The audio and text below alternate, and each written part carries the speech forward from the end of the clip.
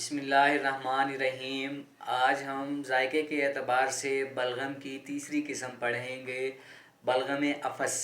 अफस अरबी ज़ुबान का लफ्ज़ है जिसका मतलब है खट्टा, यानी खट्टा मीठा सा, और इंग्लिश में इसको स्वीट एंड सार कहते हैं, यानी इसका जायका खट्टा मीठा सा होता है।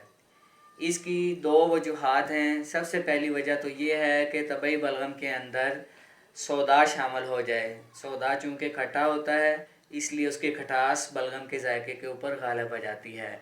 दूसरी सूरत ये है कि उस सौदा के साथ खून का भी कुछ हिस्सा शामिल हो जाए तो उसका जायका मीठा हो जाता है। जैसे कि पहले बताया जा चुका है, खून का जायका शीरी होता है, यानी सौदा और खून मिलकर बलगम के जायके को खट्टा बना देते हैं, यानी खट्टा मीठा सा बना देते हैं।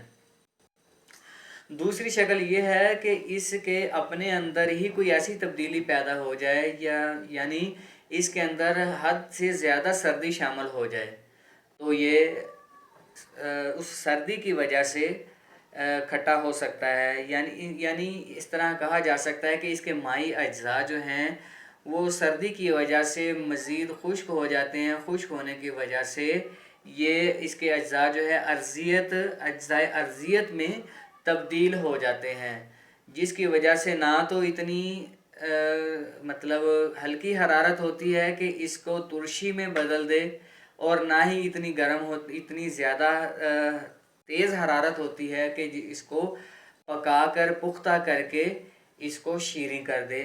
ठीक है, तो कहने का मकसद ये है कि ये उस कैफियत का नाम है जिसमें गैर तबी सौदा और खून जो है बलगम के साथ आमेज़ होके उसके मिजाज को, उसके जायके को तब्दील करके उसको खट्टा सा बना दें।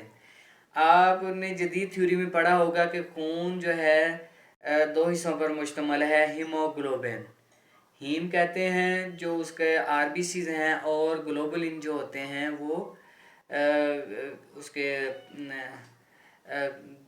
ग्रेन्यूल्स होते हैं।